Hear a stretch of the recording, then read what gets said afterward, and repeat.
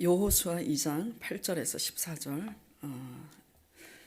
읽겠습니다. 또 그들이 눕기 전에 라합이 지붕에 올라가서 그들에게 이르되 말하되 야훼께서 이 땅을 너희에게 주신 줄을 내가 아노라. 우리가 너희를 심히 두려워하고 이 땅 주민들이 다 너희 앞에서 간담이 녹나니 이는 너희가 애굽에서 나올 때 야훼께서 너희 앞에서 홍해물을 마르게 하신 일과 너희가 요단 저쪽에 있는 아모리 사람과 두 왕 시온과 옥에게 행한 일을 그들을 전면시킨 일을 우리가 들었음이니라.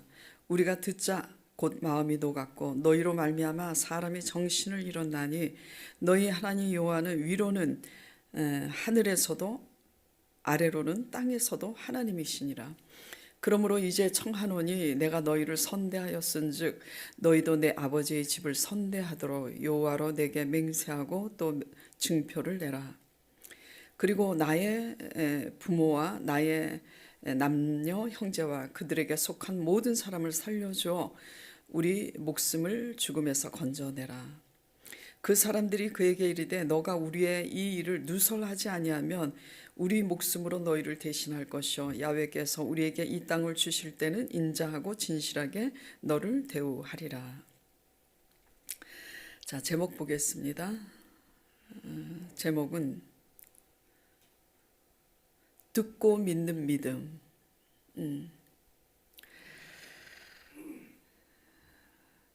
이제 생명의 삶에는 유일하신 하나님을 고백하는 이제 믿음 이렇게 했는데 저는 이제 듣고 믿는 믿음. 지금 기생 라합이 유일하신 하나님을 고백하잖아요, 믿음으로. 근데 제가 제목을 듣고 믿는 믿음으로 한 것은 이스라엘 백성들은 홍해를 직접 건넜습니다. 하나님의 역사 속에서 그 바다 가운데를 직접 건넜어요. 그리고 애굽에서 행한 하나님의 그 재앙을 몸소 체험을 했습니다. 그럼에도 불구하고 수많은 이스라엘 백성들이 믿지 못하는데 라합은 소문만 듣고도 이 같은 고백을 합니다. 믿음이죠. 그래서 믿음이라는 것은 본다고 믿는 게 아니에요. 경험했다고 믿음이 또 생기는 것도 아닙니다. 믿음이라는 것은 듣고 믿는 믿음이 믿음이에요. 그래서 누구죠? 의심하는 요나가 믿지를 못하고 예수님 손에 못자국 난 것을 만져보고 이제 믿으니까 너가 보고 믿고자 하느냐고 믿지 않고 보지 않고 믿는 믿음이 복되도다 이렇게 말씀하시는데 듣고 믿는 믿음이라야 합니다. 주제가 그거예요. 그래서 우리는 제목 그대로 기생 라합처럼 말씀을 듣고 믿는 믿음인가, 경험을 했는데도 믿지 못하는 믿음인가, 이런 것을 이제 분명하게 좀 자신에 대해서 정립을 해봐야 되겠죠. 나는 어떤 믿음인가. 솔로몬 때의 그 이방 여왕 이름이 누구죠? 시바죠, 시바. 소문만 듣고도 왔잖아요. 소문만 듣고 와서 솔로몬의 지혜를 보고 하나님을 찬양합니다. 하나님께 영광을 돌리죠. 그러니까 이렇게 이방 사람들이 그 당시도 소문을 듣고 상천하지에 하나님과 같으신 이가 없다고 고백을 합니다. 늘 신약 성경에 와서도 예수님께서 그래요. 이방 사람들이 하나님 안 믿는, 그러니까 예루살렘 성전에서 주일 성수하면서 왔다 갔다 하지 않는 이방인들이 오히려 더 믿음이 많아요. 백부장도 그렇고 말씀 하나 없어서 엘리야 시대 또 그 과부 여인도 그렇고 오직 하나님을 경험한 이스라엘 백성들은 경험을 해도 이제 믿지 못했죠. 보지 않고도 믿는 믿음, 말씀을 굳게 믿는 믿음이라야 외부 사건, 상황에 의해서 흔들리지 않습니다. 오직 흔들릴 수는 있겠지만 떨어져 나가지 않아요. 말씀을 믿음으로 굳게 붙잡아야지. 상황이 어려우면 힘들 수 있어요. 저도 그렇습니다. 힘들어요. 육신을 갖고 있기 때문에, 이 오감을 가지고 있고 감정을 가지고 있기 때문에 상황이 어려우면 힘들죠. 그러나 힘들지만 그 힘든 가운데, 힘들지만 그 힘든 것보다도 문제보다 더 크신 하나님의 말씀을 믿음으로 붙잡을 때 그 모든 것을 이길 수가 이제 있죠. 근데 말씀을 듣고도 믿는 믿음, 말씀을 믿는 믿음이 아니면 상황에 의해서 휘둘릴 수밖에 없어요. 상황이 어려우면 사람을 의지하고 또 사람을 기대고 이렇게 되는 거죠. 자, 그래서 내 믿음은 어떠한가, 그런 것을 첫 번째로 이제 적용해 봐야지 되겠고요. 그래서 내 믿음이 여태까지 10년, 20년 교회를 다녔지만 이렇게 기생라합보다도 못한 믿음이구나. 날마다 하나님의 임재를 경험하고 또 체험도 했지만 나는 왜 이렇게 불신앙에 있는가를 오늘 자신에 대해서 이제 점검하게 된다면 그 불신의 원인이 무엇인가에 대해서 노트에 적고 결론을 내려봐야지 돼요. 내가 도대체 왜 이렇게 경험을 하고 날마다 보고 하는데도 나는 왜 믿지 못하는가? 내 문제가 발생이 되면 왜 나는 문제 앞에서 믿음으로 반응하지 못하는가를 노트에 적어봐야지 돼요. 뭐 때문에 그러는지. 자, 그리고 어저께 말씀을 드렸었죠. 정탐하는 그 동기와 태도, 그 시작점이 되게 중요하다. 겉으로 표면적으로 봤을 때는 다 정탐하는 것 같지만 정탐하는 그 태도가, 동기와 목적이 어디에 있느냐. 나 살자고 정탐하는 사람도 있고 확신을 가지고 적진의 진지를 파악하기 위해서, 상황을 파악하기 위해서 이제 정탐하는 경우도 있죠. 그러니까 어떤 동기와 어떤 태도로 정탐하는가는 달라요. 그것에 따라서 뭐가 달라진다 그랬죠? 결과가 달라지는 거예요. 완전히 달라요. 반응도 다릅니다. 그래서 제가 어저께 분명히 이 장에 이 두 정탐꾼들이 보고하는 긍정적인 보고가 있는 걸로 기억을 하고 있는데 왜 라합이지 했는데 보니까 집에 가서 보니까 24절에 있더라고요. 내일 말씀에. 오늘 이제 이 말씀은 기생 라합이 했고 24절에 보면 또 여호수아에게 이르되, 그러니까 이 두 정탐꾼들이 돌아가서 여호수아에게 이렇게 고백을 합니다. 보고를 해요. 진실로 여호와께서 그 온 땅을 우리 손에 주셨으므로 그 땅의 모든 주민이 우리 앞에서 간담이 높도이다. 그렇죠? 믿음으로 정탐을 한 사람은 믿음으로 보고를 합니다. 근데 나 살자고 정탐한 사람은 절대 믿음으로 보고를 못해요. 내가 죽겠구나. 나 살기 위해서 어떤 보고를 하냐면 그들 보기에 우리는 메뚜기와 같다고 하죠. 그래서 중요한 것은 우리의 반응이 하나님 앞에 믿음의 고백이어야지 되는데 흉내낸다고 나오는 게 아니에요. 그래서 주일날 말씀드렸다시피 가치관이 어떻게 바뀌어야 된다? 내 중심에서 철저히 하나님 중심으로 바뀌는 훈련을 해야지 돼요. 저절로 되는 게 아닙니다. 애쓰고 힘써서 훈련을 해야 되는 거예요. 지금 이렇게 기생라합도 그렇고 이 두 정탐꾼들은 모세 때 열 정탐꾼과는 완전히 다른 지금 반응, 고백을 하고 있죠.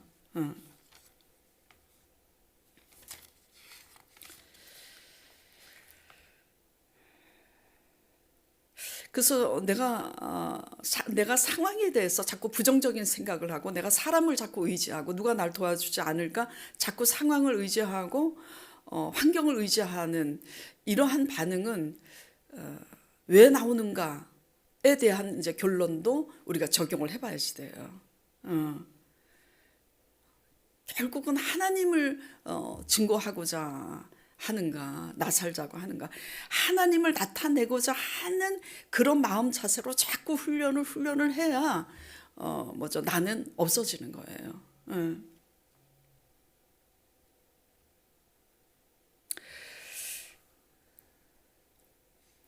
참, 그리고 또 도전받는 게 기생은 직업은 사람들이 봤을 때 직업은 기생이었지만 속 안은 믿음으로 꽉 찼잖아요. 믿음의 용사입니다. 그러니까 이 기생은 온 가족을 구원시킵니다. 그렇죠? 자, 반면에 기생을 손가락질하는 겉으로는 신사숙녀인 것 같지만 속에는 불신앙이 가득해서 가족을 구원시키지 못한다. 이런 걸 대입해서 적용을 해봐야 되겠죠. 실제로 그 증표를 내라 그러잖아요. 내가 너희를 선대하였은즉 12절에 가족을 결국 다 구원시키잖아요. 놀랍습니다. 그러니까 하나님 나라는 누가 가느냐? 기생이어도 상관이 없어요. 사람 보기에 뭐 신사다, 숙녀다, 사람 보기에 참 저 사람 좋다 보다도 중요한 것은 믿음인 줄 믿으시기 바랍니다. 그래서 하나님 앞에 믿음으로 반응하느냐, 이게 진짜 중요한 거예요. 그 믿음이 누구를 구원하냐? 우리 자신은 물론 우리 가족도 구원할 수 있는 거예요.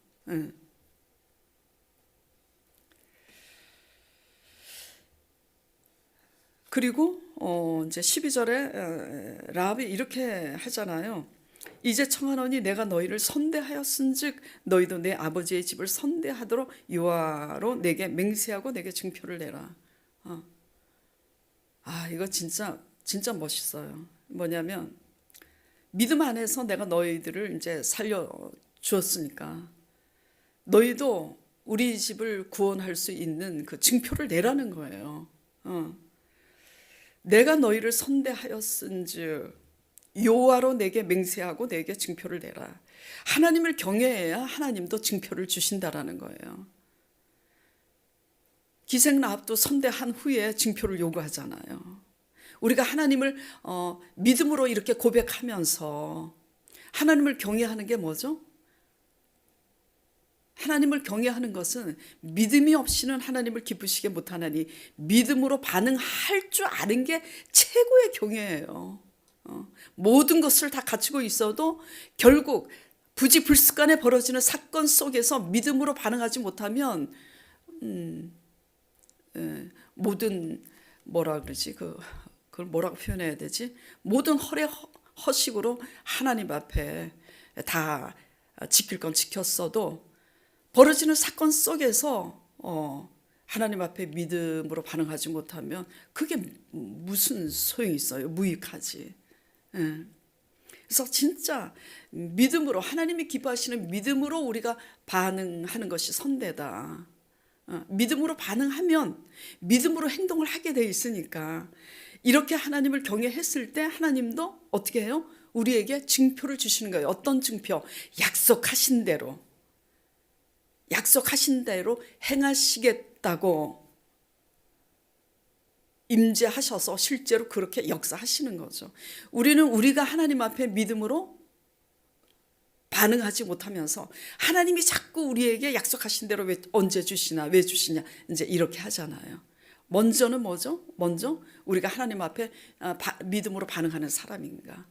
아무리 상황이 어렵고 불가능해 보여도 내가 불가능한 것을 가능케 하시는 하나님에 대한 믿음의 신앙 고백을 내가 현재 하고 있는가, 해내고 있는가, 이게 중요한 거예요. 그래서 내가 이 위기 가운데서 절망 가운데서 믿음으로 고백을 하고 있는데 하나님께서 왜 내게 증표를 안 해주시지라는 질문은 하나님께 해도 돼요. 근데 내가 믿음으로 반응을 하지 못하면서도 하나님께서 왜 역사하시지 않지 평생 이렇게 해도 역사는 일어나지 않는 거죠. 그러니까 뭐가 더 중요하죠? 우리가 하나님을 믿음으로 반응함으로써 경외하는 것이 중요합니다.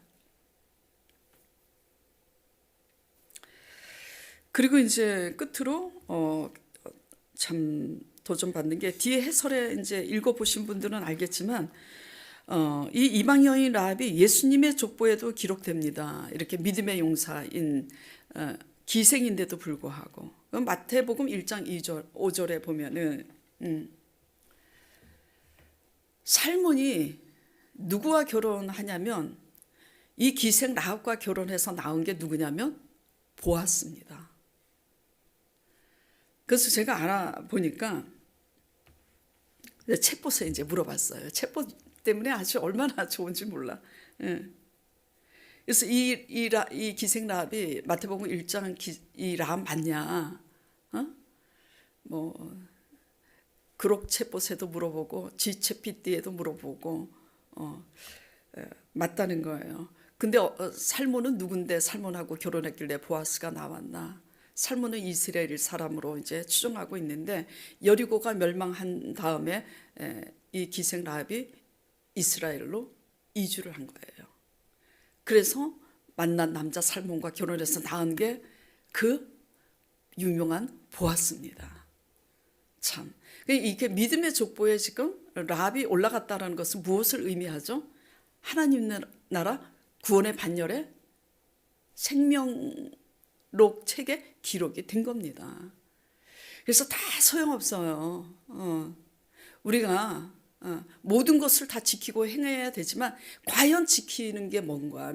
무릇 지킬 만한 것보다 내 마음을 지키라 그랬는데 마음을 왜 지켜야 되냐면 그 마음이 지옥으로 떨어질 수도 있고 그 마음이 생명에 영원한 영생에 이를 수도 있는 건데 그 마음 지킴이 뭐냐? 믿음이라는 거죠. 하나님 앞에 믿음으로 고백하는 거. 편안할 때 아무 문제가 없을 때 믿음으로 믿습니다라고 고백하는 것을 누구나 할 수 있어요. 근데 내 힘으로 할 수 없는 그런 위기 상황에 하나님이 약속하신 대로 하실 것을 믿고 믿음으로 반응한다는 것은 누구나 할 수 있는 일이 아니에요. 누구만 할 수 있냐면 오늘 제목 그대로 듣고 믿는 믿음만이 할 수 있는 거예요. 그래서 오늘 말씀을 통해서 열일을 다 제쳐놓고 하나님을 위해서 우리가 뭔가를 열심히는 하고 있지만 과연 바랄 수 없는 상황과 위기와 여러 가지 작고 큰 문제 속에서 우리가 하나님 말씀을 들었을 때에 그 들은 말씀을 믿음으로 굳게 붙잡고 반응하는 일상을 살아내고 있느냐를 우리 자신에 대해서 관찰해 보는 시간을 갖고 하루하루 믿음으로 반응하는 저와 여러분 되길 간절히 축원드립니다. 그렇게 해야 하나님께서 언약하신 대로 역사하세요. 이러한 과정 속에서 온 가족을 살리게 됐잖아요. 나 한 사람이 기생 라합과 같은 이렇게 듣고 믿는 믿음으로 반응할 때 어떻게 돼요? 그 나 한 사람의 믿음 때문에 내 온 가족을 살리는 거라고요. 내 자녀가 사회에 이제 커서 사회인이 되어서 정말 실패하고 낙오자가 되었을 때도 살아있는 이 믿음으로 내 자녀를 살릴 수가 있는 거죠. 뭘 좀 가지고 있다고 살릴 수 있는 게 아니에요. 그래서 유념하시고 자, 그래서 이것을 정리하면서 현 시점에서 현 주소로 봤을 때 과연 기생 라합처럼 나는 생명록에 기록될 수 있는 믿음으로 반응할 수 있는 이름 석자로서 명부에 기록되었을까라는 것을 한번 들여다보시기 바랍니다. 생각해 보시기 바랍니다. 그래서 정신 바짝 차리고 깨어서 무엇에 깨어 있어야 되느냐? 말씀을 믿음으로 내가 굳게 붙잡고 있느냐? 그래서 어떤 상황에 변수가 생겨서 벌어져도 부지불식간에 예기치 않는 사건이 벌어져도 내가 믿음으로 고백할 수 있는 신앙인이 되기 위해서 평상시 말씀을 듣고 그것을 믿음으로 붙잡고 하나님을 찬양하는 그런 훈련을 하는 저와 여러분 되길 바랍니다. 기도드리겠습니다.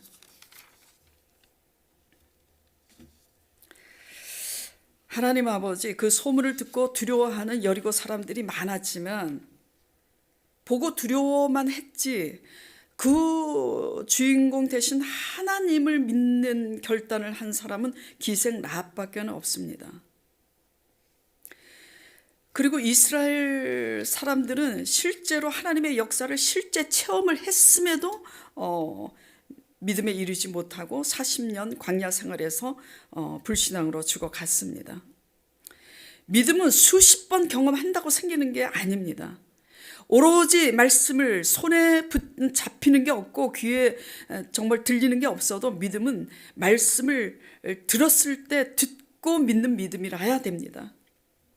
그것에 대한 깨어 있음이 되도록 노력할 때에 성령이 붙잡아 주시옵소서. 그래서 주변 상황이 어떻게 달라져도 그 상황에 휘둘리지 않고 신앙 고백으로 기생납처럼 기쁘게 함으로 하나님을 기쁘시게 하고 우리 자신이 구원받고 그로 인해서 우리 가족들과 주위 사람들에게 선한 영향력을 미치는 약속에 대해서 신실한 언약의 자녀 될 수 있도록 축복하여 주시옵소서. 예수 그리스도 이름으로 기도드리옵나이다. 아멘. 하늘에 계신 우리 아버지 이름이 거룩히 여김을 받으시며 나라에 임합시며 뜻이 하늘에서 이루어진 것 같이 땅에서 이루어지이다. 오늘날 우리에게 일용할 양식을 주옵시고 우리가 우리에게 죄 지은 자를 사하여 준 것 같이 우리 죄를 사하여 주옵시고 우리를 시험에 들지 말게 하옵시고 다만 악에서 구하옵소서. 나라와 권세와 영광이 아버지께 영원히 있사옵나이다.